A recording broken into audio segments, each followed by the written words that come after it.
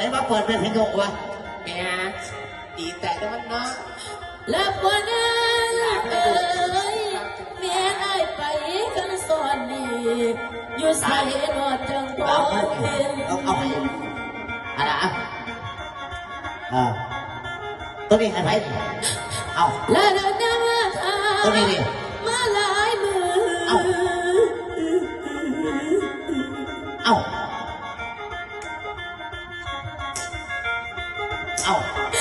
และเดินหน้ามาทามาหลายมือใครทำท่านเก่าเราดีใจนะขาแกะขามันโลดเลยขอบใจต่อพ่ออันนั้นคือเอาไว้ตายแทน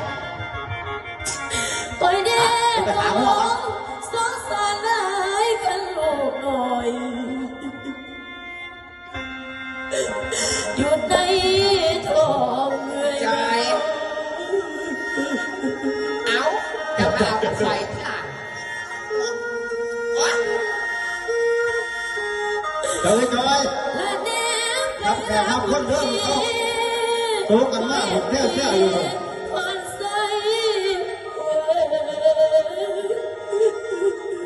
จะมาทุกสิ่งโหดอย่าง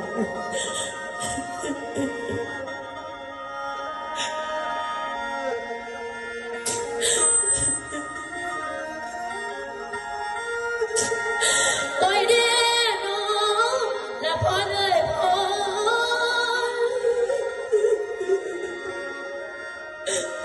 และพอได้พอหัวพอเด้มาเมียเอ่ยอยากน้ำกันเลือดเจ้า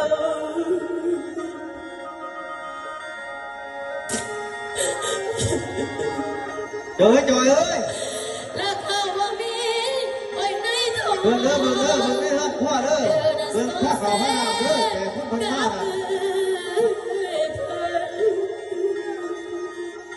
เอาดูนะครับแขกในดาปอดใครที่หลาว่าหรือว่าหลาเอาหอมแก้มกันในที่หลาหนูสมัยเหนื่อยเท่าไรไอ้มาสาวมาหอมแก้มกันวันนะแม่พวกแม่สมัยเจ้าเล่นน้ำบ่ได้คือพ่อกับพ่อด้วยดาเวียนมือนี้ดูแกคนไว้ด้วยไปทำแขกกันเด้อทำแขกไม่ได้ครับแขกเด้อถามคนไปเอาสูผู้ใดระบาดเตียงโว้ยต้องเป็นจังสีนะต้องมาถือกันเอาไปผีดิว่าผีบาดแม่มันจะสิงานกันนี่เอาชอบผีจัดหน้ากันนี่ถามนี้นะว่านกอ่ะก็มาถามที่เอาแต่บอกกันสักทีเอาไปก็จับบอกติดมาแล้วหากินไม่ถามนี่ถามว่าจังไหนเป็นท่านอะไรที่อย่างพวกก็มาหลายแท้นะท่านอะไรที่อย่างพวกก็มาหลายแท้แต่งงานเป็นวีนั่นน้องสาวกับแต่งงานผู้ดีด้วยนะตัวอย่างของผู้ดีนะจะไปกินเขาเพื่อนบุญเพื่อนดองดีดาเอ้ยไปกับเพื่อนไปหาดีดาเอ้ยเป็นใครมาน่ะ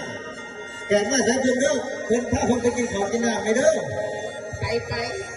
ใส่ว่าหิวข่าวกันเขาขยาเลยนะเขามาตั้งไก่ไม่มานั่งหาผอถ้าผมไปกินข้าวกินน้ำเนี่ยถ้าคอยยางเลยไปทั้งหน้าด้วยไปทั้งหลังไปทั้งหน้าด้วยไปทั้งหลังเอาไปยางไปทั้งหน้าต้องไปทั้งหลังก็คือยางเปลี่ยนหมอก็ดีบอกดีหมาดิยังได้กับไปยางหาเมียมันจะไปทั้งนั้นชวนล้นเอาไปยางทั้งหน้าจีนยางทั้งไหนหัวเห็นยางทั้งหน้าก็นี่กระลาไปยางทั้งหน้าต้องไปตึกแหวนเอาเป็นผีบอกกันอะไรกันเลยครับยังได้เกิดเลยบอกว่าเนี่ยนี่ถ้ามันพุทธแต่ผมไม่ได้เห็นอะไรก็เสร็จแล้วพูดกันเต็มเลยเอาพูดยิ้มเลยอายแต่ยังปวดเธอเดียวผู้สาวที่นั่งอยู่ในบ้านเกิดเต็มนะเฮ้ยเป็นยังไงไม่ใส่ใจ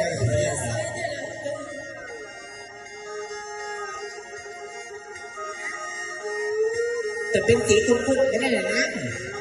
เดี๋ยวจะต้องอวดซื้อเหรียญซื้อด้วยนะเอ้ว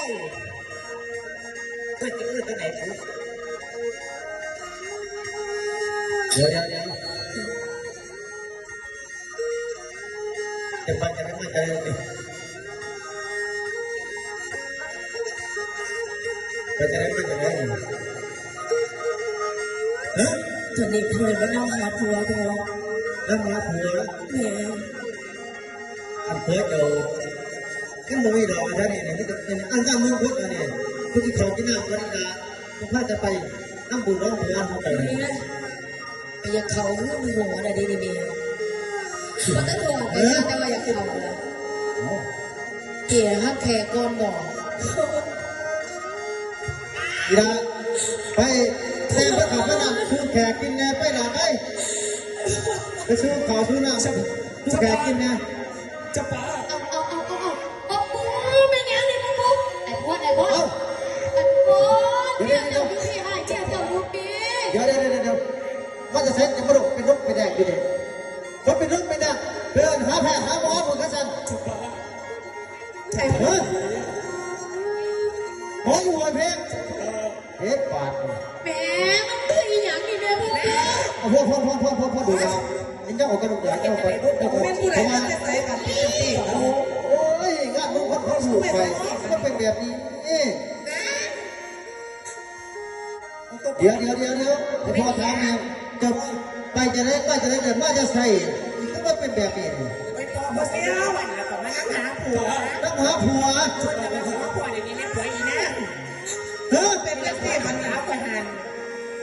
ระบาบ้อนนี่ล่ะ พ่อมีว่าผัวต้องสาวจ้ะ นี่ล่ะ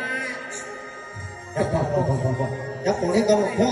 เด็กจะกลับเนี่ยเขาบอลใส่ เฮ้ย เด็กจะกลับเนี่ยเขาบอลใส่ผัว จะกล้าแก้พ่อใส่ พอเสียวต้องเป็นแบบนี้คอยจะเอาลูกคอยเมื่อเอาให้งูแล้ว เฮ้ย คอยต้องมีเมียแล้วเป็นอย่างนั้น มันบอกท่านมีเมียเหรอ เป็นผู้ไรก็เป็นโรคดมอยู่เนี่ย จะพา เห็นยังเห็นยังลงไปพวกไอ้พวกไส้อีพี่ไอ้นี่อยากจะพี่ตีไว้อยู่พี่ไอ้ว้ายป๊าป๊า ขอโทษนะป้าไม่เป็นไรที่เจ็บแบบนี้ แม่ปวดหัวบอกว่าน้องระเบิด เดี๋ยว ไอ้ เก่งหลานเก่ง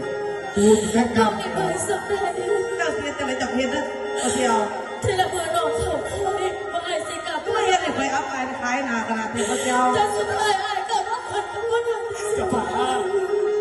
สักการก่อน ำนี่ ให้มาแล้วที่เกิดเจ็บแบบนี้ที่จะพาก่อนที่วันนี้ ดึงมาทางไหน วันนี้ทางเรือ มาทาง และพอได้ผลเสียนั้นลดหาย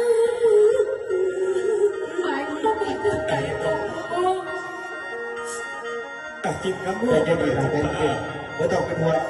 ยังไงที่พ่อก็ต้องให้ใจก็เจ้าไป หายว่าพี่สิเกือบกับน้องหัวโต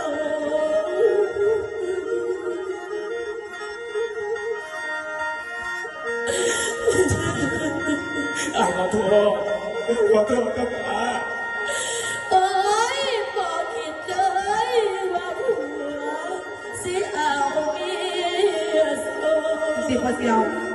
คอยเป็นจังสิคอยสิเมื่อก่อนคอยอัพไปขายหนาที่หลายไปเมื่อ ใจเย็นเกินเขาเอ๊ะเก็บผ้า เมีย